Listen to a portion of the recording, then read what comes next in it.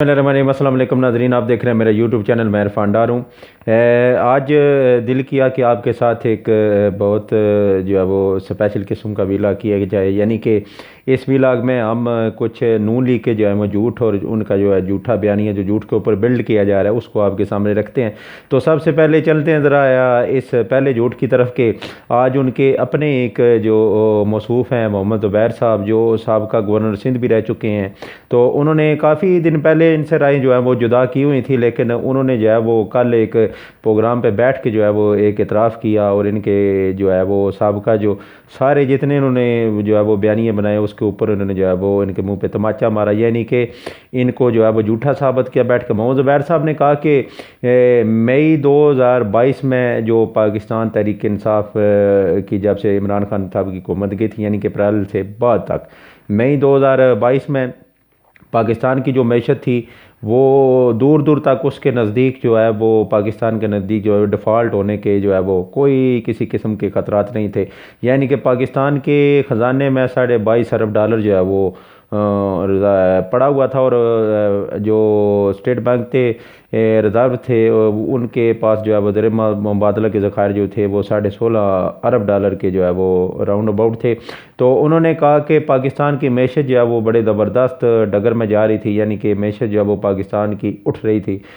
Improvement उसमें आ रही थी, और पाकिस्तान जो है वो एक अच्छी सिमत में जा रहा था। पाकिस्तान के जो है वो माशी इशारिये बड़े ज़बरदस्त, यानी कि पाकिस्तान की शरह नमू जो थी वो 6.2 से क्रॉस करके 6.3 के दरमियान, 2 और 3 के दरमियान थी। तो जो बाद में इनकी जो 18 साल की जो तजर्बाकारों की 18 साल की हुकूमत थी उसमें वो 0.03 पे आ गई। तो वो आप जानते हैं कि इन्होंने कितनी मेहनत के साथ और कितनी तजर्बाकारी के साथ जो है वो उस हुकूमत के जो है दौरान इन्होंने मेहनत की, दिन रात एक करके इन्होंने जो है वो शबाना रोज़ मेहनत करके इन्होंने जो है वो उस 6.2-3 के दरमियान जो मैशत की यानी कि इकाई थी उसको नीचे ला के जो 0.03 के ऊपर ये जो है वो ले आए। और जो हमारे पास ज़र मुबादले के ज़खायर थे $16.5 अरब के राउंड अबाउट थे, तो उन्होंने उसको जो है वो 3 अरब पे ले आए। और डिफ़ॉल्ट का ख़तरा जो दूर दूर तक नहीं था इमरान खान साहब की हुकूमत जाने के 1 माह बाद भी, तो इन्होंने जो है वो बड़ी मेहनत के साथ बड़ी तजर्बाकारी के साथ जो है वो उसको जो है वो नज़दीक लेके आए। और हर बंदा जो है और हर चैनल पे बैठ के, सोशल मीडिया के चैनल पे बैठ के जो है वो हर बंदा यही तजर्बाकार, इनके जो तजर्बाकारी थी वो तजर्बाकारों की तजर्बाकारी जो है वो डिस्कस कर रहा था और पाकिस्तान को जो है वो डिफ़ॉल्ट होने के करीब जो है वो बता रहा था। तो ये इनकी तजर्बाकारी थी। इनके झूठ मकर फरेब जो है वो आपके सामने जो है वो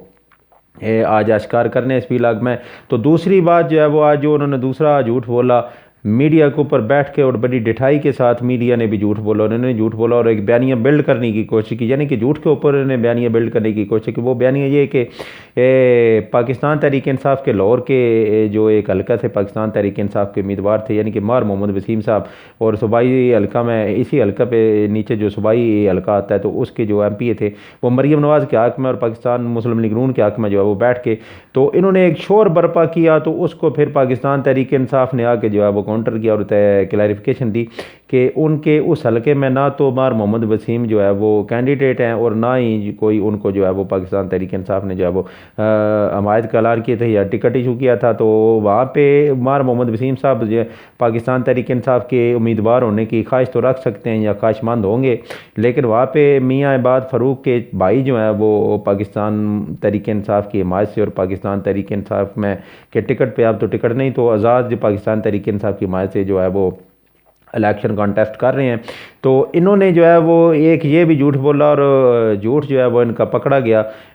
तो यकीनन मैं यहाँ पे यही कहूँगा कि अल्लाह ने अपनी मुक़द्दस किताब में कुरान मजीद फ़ुरक़ान हमीद में इरशाद फरमाया लानतुल्लाहि अलल काज़िबीन। तो ख़ुद ब खुद जो है वो जब झूठ बंदे के पकड़े जाते हैं तो यकीनन अल्लाह रब्बुल इज़्ज़त उसके ऊपर जो है वो गुनाह तो है ही है, झूठ तमाम गुनाहों की जो है वो माँ है। तो इसके ऊपर जो मालिक कायनात ने अपनी लारैब किताब में इरशाद फरमाया वो तो आपके सामने है। तो दूसरा ज़रा क्विकली चलते हैं इस खबर की तरफ कि आज फवाद चौधरी ने जो है वो एक ख़त लिखा और ख़त लिख के जो है वो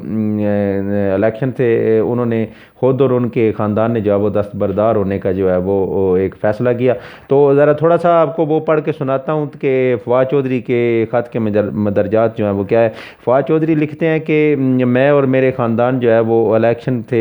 दस्तबरदार होने का मैं ऐलान करता हूँ। ये जो है वो इलेक्शन ऐसे हो रहा है कि ना तो हमें फ्री फेयर इन्होंने जो है वो इलेक्शन लड़ने देना है, और जब मेरा भाई जो है वो कागजात जमा करवाने के लिए, फराज चौधरी यानी कि कागजात जमा करवाने के लिए गया, तो फवाद चौधरी के भाई को जो है वो वहाँ से उठा लिया गया और उसको कहा कि आपने जेल में नज़र नहीं आना। तो हिबा चौधरी के साथ भी इन्होंने जो है वो फवाद चौधरी साहब की जो बीवी है उनके साथ भी इन्होंने जो है वो ये किया। और जो फवाद चौधरी साहब कहते हैं कि हमारे खाते में वो प्लाट डाल दिए गए जो हमारे थे ही नहीं।